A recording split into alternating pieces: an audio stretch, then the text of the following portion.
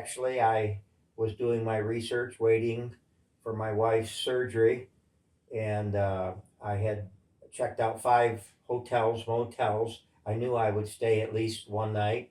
We live 70 miles due south of here, so it takes us about an hour and 20 minutes to get from there to here. But I knew I would stay at least one night. That's all I knew at that point. And I'd narrowed down to 2 motels, and they were in the $120 to $130 range per night. And I made my choice down to 2. And then I talked with one of our people back home, and she just off the cuff said, "Have you checked Ronald McDonald House?" And I said, "No, but I've heard of them." So she said, "Well, you should do that." So I called, and the lady there was nice, but my wife's too old and I'm too old. You have to have, I guess, a pediatric or adolescent patient there. But she said, "But I can give you a number of someone to contact." So I jotted it down, and you answered the phone, Carol. So that's where I stayed the first night, and all but one other night. I guess I stayed overnight back at home. I ran out of medication and some other things, so I had to run home to get it to come back. But so that was my introduction to Harbor House, and we think maybe she'll be released to a rehab center tomorrow, maybe. But we've been getting maybes since last week, so we're not sure.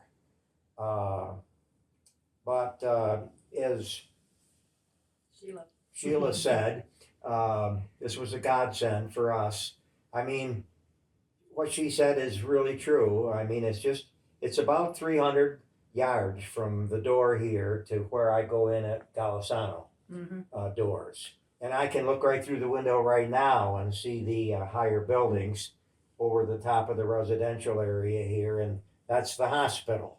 So it's less than a quarter of a mile. It's almost as far from one end of the hospital to the other as it is from the hospital here, literally. It's that close. And then the other way up the street, I'll confess, there's a Mount Hope, how appropriately named, diner. And that's about the same distance either way here.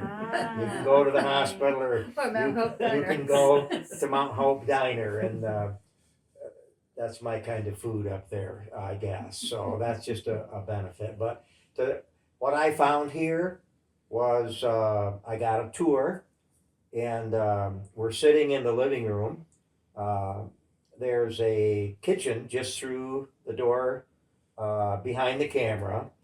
And then there's 2 rooms downstairs. I'm in one of those. And I take it there's 2 more upstairs, correct. Units 1 through 4. With a kitchen.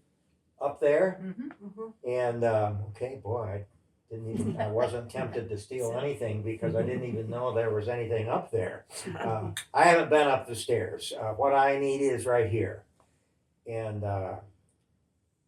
it's just been a blessing. I have some issues myself.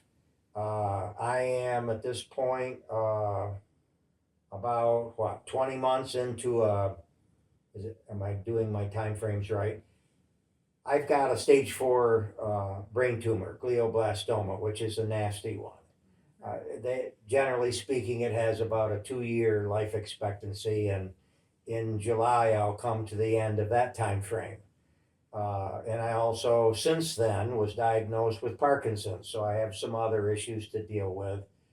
And so, but I'm the one that's been caring for my wife for some time, and I'm concerned about my ability to keep doing that. But in the interim, right now, I'm her caretaker, and so I'm trying to do a good job at that. But I get tired occasionally, and I get wore out sitting over in that room 6 and 8 hours at a time. So I can just walk over here and lay down for an hour and a half, go right back over.